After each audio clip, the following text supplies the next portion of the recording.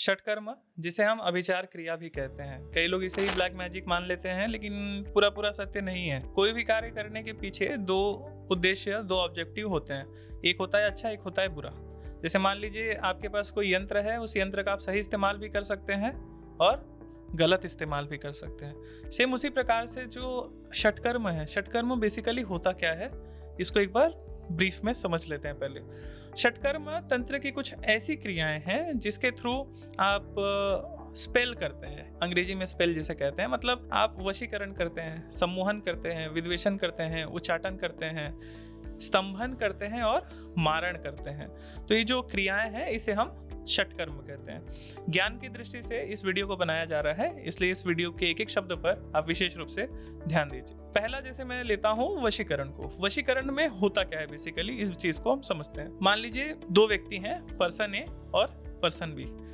तो पर्सन ए क्या करता है, पर्सन बी को कुछ अभिमंत्रित चीजें, जिसे हम चार्ज वाटर या फिर कुछ भी आप कह सकते हो, या फिर उसे कुछ खिला दे तो ये उसके वश में हो जाएगा। ठीक है, तो मतलब कुछ क्रिया कर रहे हैं, या फिर कोई थर्ड पर्सन बैठा हुआ है जिसे हम तांत्रिक कह लेते हैं, या फिर कोई क्रिया करने वाला कह लेते हैं। ठीक है, उसके बाद वो व्यक्ति ऐसे करता है कि पर्सन ए के वश में पर्सन बी हो जाए। मतलब किसी भी एक व्यक्ति को दूसरे व्यक्ति के वश में करना, इसे हम सरल भाषा में वशीकरण कहते हैं। दूसरा कर्म मान लीजिए होता है सम्मोहन। सम्मोहन कह सकते हैं वशीकरण का थोड़ा बड़ा रूप है।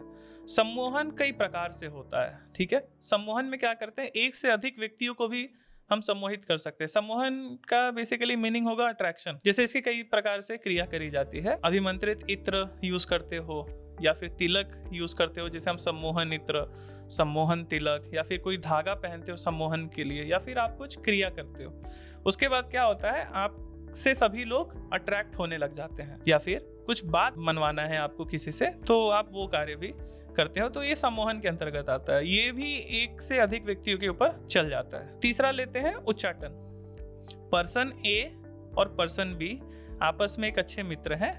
अब इसमें क्या करते हैं, एक व्यक्ति का किसी दूसरे व्यक्ति से मन हटा दिया जाता है। जैसे कोई एक पति पत्नी है, तो ऐसे में अगर कोई क्रिया ज्यादातर चलती है, जो बुरे लोग हैं जो इस प्रकार की क्रियाएं करते हैं वो करते हैं ऐसा। तो मान लीजिए या तो पति का मन पत्नी से हट जाएगा, या पत्नी का मन पति से हट जाएगा। इस प्रकार की जो क्रिया हो रही है, मतलब किसी एक पर्सन का कहीं से मन हटा देना, इसमें केवल एक पर्सन का किया जा रहा है, तो इसे हम कहते हैं उच्चाटन। ये भी खिला पिला करके कराया जाता है, या फिर मंत्रों का जाप करके कराया जाता है। इस पर हम डिटेल में बात करते हैं, आगे बढ़ते हैं। पहले अब जानते हैं विद्वेषण क्या है। जिस प्रकार से उच्चाटन में केवल एक पर्सन का दूसरे पर्सन से मन हटाया जा रहा है, विद्वेषण में दो व्यक्तियों के बीच में झगड़ा करा दिया जाता है, तो ये हो जाता है विद्वेषण। ये क्रिया कैसे चलती है, या तो दोनों को कुछ खिला दिया जाता है, या फिर मंत्र इत्यादि का जाप करते हैं, तो उससे दो व्यक्तियों के बीच में झगड़ा हो जाता है। पांचवा मान लीजिए स्तंभन। ये इसे कहते हैं बंधन। सबसे खराब इसे मान सकते हैं आप षटकर्मों में। बंधन में क्या किया जाता है, किसी व्यक्ति की ग्रोथ रोक दी जाती है, या फिर इसका पॉजिटिव सेंस भी है। समझते हैं कैसे। मान लीजिए किसी का कोई असाध्य रोग है, जिसमें वो व्यक्ति की बीमारी ठीक हो ही नहीं सकती, लेकिन जब वो बीमारी कम है तो उसको आप उस समय अगर बांध दो तो कहा जाता है कि वो भी स्तंभित हो जाएगा, वो आगे नहीं बढ़ेगा। और इसका निगेटिव सेंस में समझे तो मान लीजिए कोई बहुत अच्छा हेल्दी है, तो आपने उसको बांध दिया तो बीमार भी पड़ने लग सकता है। यदि किसी का बिजनेस बहुत अच्छा बढ़ रहा है आगे, आपने उसका बिजनेस बांध दिया, व्यापार बांध दिया, किसी का दिमाग बांध दिया, तो वो वहीं रुक जाता है। इसे हम कह रहे हैं स्तंभन। आज के समय पर सबसे ज्यादा जो केसेस आते हैं वो स्तंभन के ही होते हैं। आखिरी और सबसे गलत कह सकते हैं, ये होता है मारण क्रिया, या फिर कोई क्रिया करने वाला व्यक्ति किसी एक व्यक्ति को शक्तियों के थ्रू, मंत्रों के थ्रू, तंत्र के थ्रू जब कुछ ऐसी क्रिया करता है जिससे जो साध्य व्यक्ति है उसकी मृत्यु हो जाती है, तो इस कर्मों को हम मारण क्रिया कहते हैं। यदि आप इन सभी कर्मों से बचना चाहते हैं तो मैं कुछ आपको उपाय बता देता हूँ। सबसे पहला तो ये कि करने वालों की संख्या आज के समय में थोड़ी सी बढ़ गई है। पहले भी था, लेकिन शहरीकरण होने की वजह से क्या हुआ, लोगों का ध्यान इससे हटा। ये चीज केवल गांव तक सीमित रह गई थी, लेकिन आज सोशल मीडिया के माध्यम से या फिर अनेक डिजिटल मीडिया के माध्यम से ये चीज घर घर तक भी पहुंच जा रही है। तो ये जो करने वाले लोग हैं, ये इनकी भी संख्या बढ़ गई है। रीजन क्योंकि ना क्रिया कर देना सरल होता है, लेकिन उस क्रिया का काट करना कठिन होता है। जिसे हम हीलिंग कह रहे हैं, झाड़ फूक कह रहे हैं, ये करना थोड़ा कठिन होता है। तो मान के चलिए आपको पहले तो खुद की प्रोटेक्शन लगा कर रखनी। खुद की प्रोटेक्शन कैसे लगाएंगे? इसके लिए आप क्या करेंगे? जो उपाय मैं हमेशा बताते आ रहा हूँ वही उपाय करना है। 2 नींबू लेकर जाएंगे मंदिर, 1 नींबू अपने शरीर से उल्टा घुमाएंगे 7 बार, उसे देवता के सामने रख देंगे।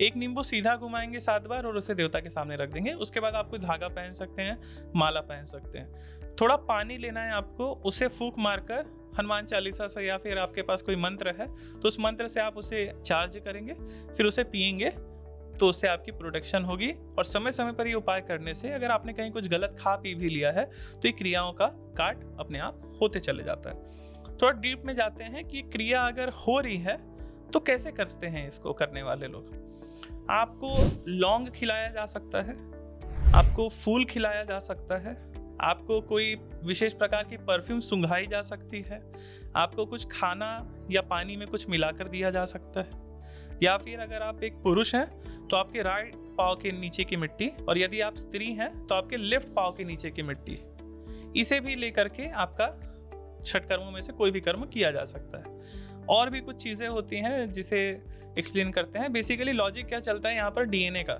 जैसे आपके बाल तोड़ ले गए, बाल से कुछ कर दिए, आपके पहने हुए कपड़े का एक रेशा भी पर्याप्त होता है आपके ऊपर षटकर्म करने का।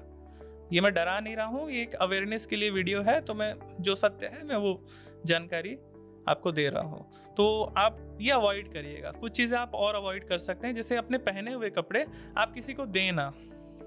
जिन लोगों पर आपको डाउट है कि ये कुछ करते हैं क्रिया वगैरह, आप उनके घर का खाना पीना खाना थोड़ा सा अवॉइड कर सकते हैं। अब क्या करें गुरुजी अगर उनके घर से प्रसाद आ जाए? ये भी सवाल होता है कि अगर भगवान के प्रसाद में कोई कुछ क्रिया किया हुआ मिलाकर दे दे तो ऐसी स्थिति में हम क्या करें? शास्त्रों की माने, शास्त्र क्या कहते हैं। मान के चलिए एक और यहाँ पर सिचुएशन क्रिएट होती है कई बार। मान लीजिए आपका उपवास है, आप अनाज नहीं खा सकते, लेकिन कोई आपको लड्डू लेकर आता है जो अनाज से बना हुआ है, तो ऐसी स्थिति में क्या करें? और पहले वाली स्थिति में क्या करें? शास्त्र कहते हैं यदि आप प्रसाद नहीं खा सकते तो ऐसी स्थिति में आप प्रसाद को या तो सूंघ लो या फिर केवल माथे पर इस प्रकार से टच कर लें तो भी प्रसाद खाने का फल मिलता है। और प्रसाद को त्याग करने से जो दोष लग रहा है वो दोष भी आपको नहीं लगेगा। तो आप ऐसी स्थिति में ये भी कर सकते हैं, प्रसाद लिया, उसको बस माथे पे टच कर लिया, दैट्स इट।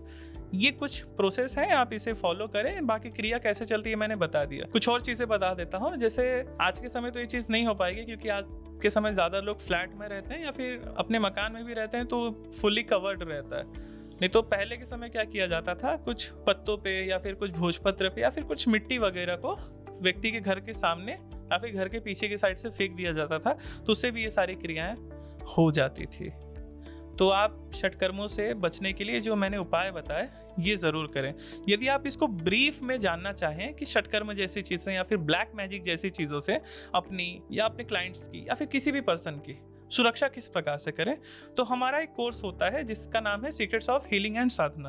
तो आप ये कोर्स ज्वाइन करें जिसमें हम आपको एकदम बिगिनर से लेकर प्रो तक हर प्रकार की हीलिंग, हर प्रकार की सुरक्षा, कवच तैयार करना, घर की प्रोटेक्शन करना, क्लींजिंग करना। क्लींजिंग से तात्पर्य है घर में अगर कुछ नेगेटिविटी है, पर्सन के ऊपर कुछ नेगेटिविटी है, बंधन दोष इत्यादि है, तो उसका काट कैसे होगा, फिर आप कवच कैसे लगाएंगे वो भी सिखाते हैं। लेकिन केवल इतना ही नहीं सिखाते इस कोर्स में। इस कोर्स में हम आपको सिखाते हैं कि साधना किस प्रकार से करी जाती है, सिद्धियां कैसे प्राप्त करी जाती हैं, और इसी कोर्स में हम आपको कई सारे प्रैक्टिकल्स भी कराते हैं। साथ के साथ हम सानिध्य में आपको साधना भी एक कराते हैं। षटकर्मों से बचने के लिए और हमारे कोर्स से रिलेटेड अधिक जानकारी के लिए स्क्रीन पर दिख रहे टीम के नंबरों पर आप संपर्क करके हमसे सारी डिटेल्स ले सकते हैं। और इस कोर्स का एक शुल्क है, वो शुल्क पे करके आप ये कोर्स ज्वाइन कर सकते हैं। इस कोर्स का जो ड्यूरेशन है वो लगभग 10 से 11 दिन का है। तो इस 10 से 11 दिन के पीरियड में हम आपको रेगुलर कुछ प्रैक्टिकल कराते हैं और भी कई सारी चीज़ें कराते हैं। जय मां, आदेश।